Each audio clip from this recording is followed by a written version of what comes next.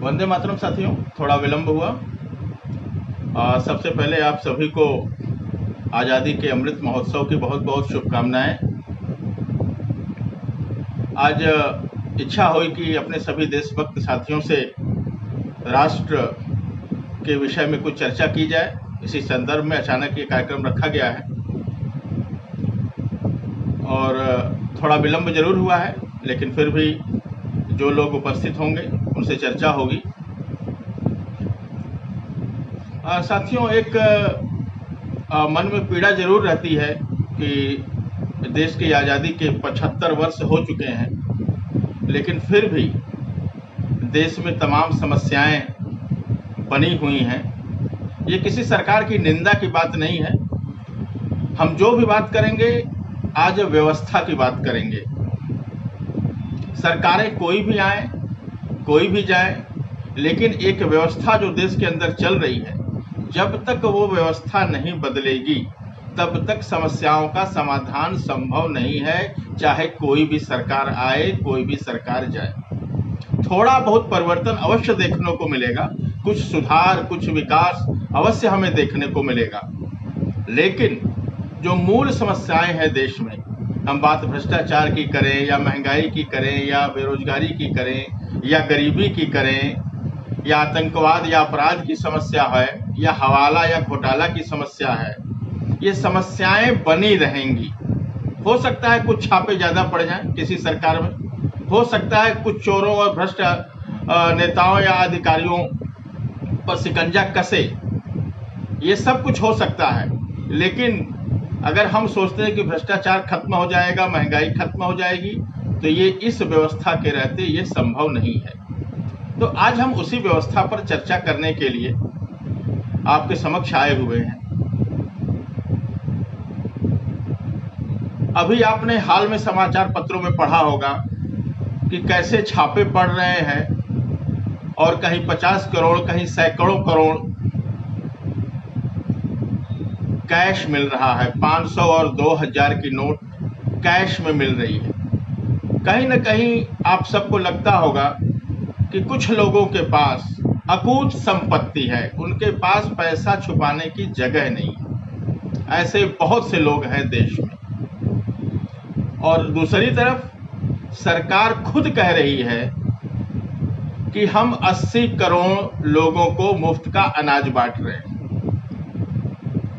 अच्छी बात है, सरकार की तरफ से गरीबों को सहयोग मिल रहा है, कुछ समाधान मिल रहा है, लेकिन आजादी के 75 वर्ष बाद भी अगर सरकार ये कहती है कि हम 80 करोड़ लोगों को अनाज बांट रहे हैं, इसका मतलब है कि 80 करोड़ लोग अपने खाने की भी व्यवस्था नहीं कर पा रहे हैं किसी भी कारण से।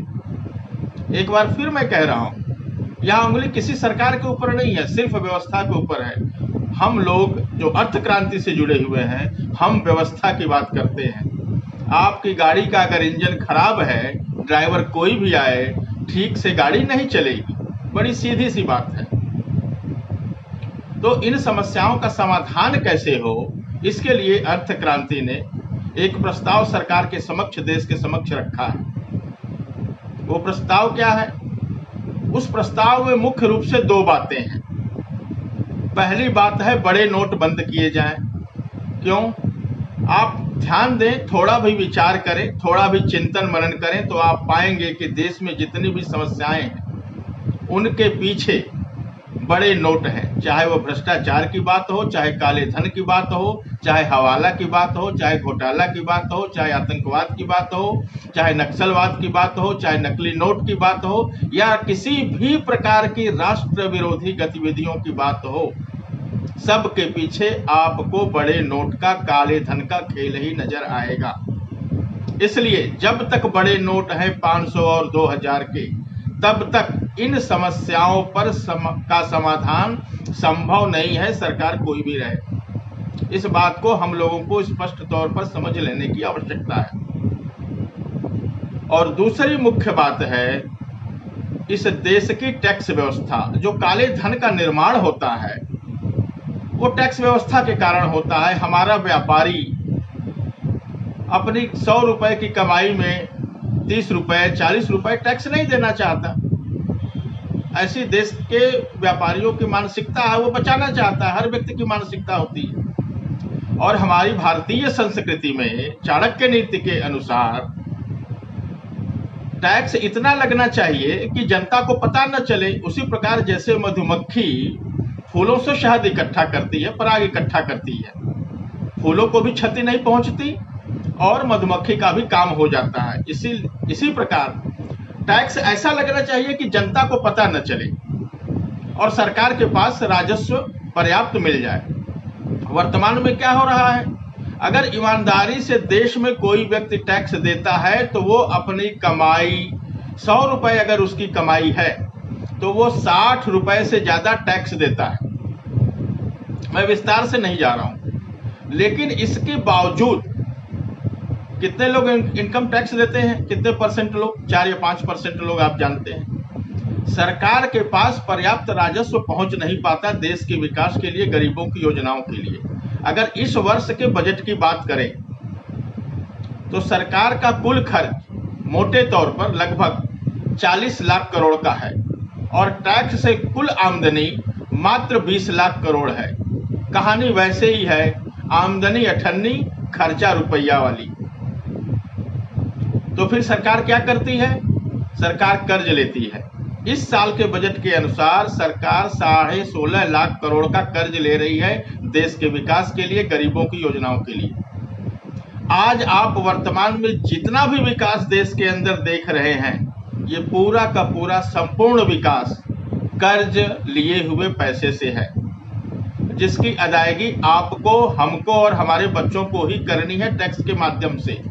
इसी वजह से दिनों दिन महंगाई बढ़ती जा रही है, बढ़ती जाएगी, क्योंकि सरकार के पास मात्र एक ही माध्यम होता है पैसा राजस्व इकट्ठा करने का, और वो माध्यम होता है टैक्स। तो इसका समाधान क्या है, इसका समाधान अर्थ क्रांति ने दिया है कि सभी टैक्स समाप्त करके मात्र 2% बैंक ट्रांजैक्शन टैक्स लगाया जाए। कब लगेगा ये टैक्स? ये टैक्स तभी लगेगा जब आपके अकाउंट में पैसा आएगा, और जब आपके अकाउंट से पैसा निकलेगा खर्च के लिए तब कोई टैक्स नहीं लगेगा। उदाहरण के लिए आपके अकाउंट में 100 रुपए आए तो 2 रुपए कट जाएंगे, उसके बाद आपको कोई टैक्स नहीं देना होगा, न सेंट्रल गवर्नमेंट का, न स्टेट गवर्नमेंट का, न ही लोकल बॉडी, नगर निगम, नगर महापालिका जो भी आपके क्षेत्र में है। आपको कोई जीएसटी नहीं देना होगा, आपको कोई पेट्रोल डीजल पर टैक्स नहीं देना होगा। जब पेट्रोल डीजल पर कोई टैक्स नहीं होगा तो उसकी कीमत लगभग आधा हो जाएगी और इनकम टैक्स और तमाम टैक्स से देश को मुक्ति मिल जाएगी। तो इस प्रकार लोगों की बचत भी बढ़ेगी और सरकार को आमदनी कितनी होगी? अभी वर्तमान में सभी टैक्स से सरकार को आमदनी 20 लाख करोड़ की हो रही है, लगभग 19.5 लाख करोड़ का आंकड़ा है। लेकिन इस 2% बैंक ट्रांजैक्शन टैक्स से अगर आरबीआई के आंकड़ों के आधार पर जो आंकड़े सामने आए हैं, सरकार को लगभग 58 लाख करोड़ का राजस्व मिलेगा, 58 लाख करोड़, लगभग 3 गुना। लेकिन सरकार टैक्स उतना ही लगा सकती है जितना कि उसका खर्च है, उससे ज्यादा सरकार टैक्स नियम के अनुसार नहीं लगा सकती। तो फिर इतना पैसा खर्च कहां होगा?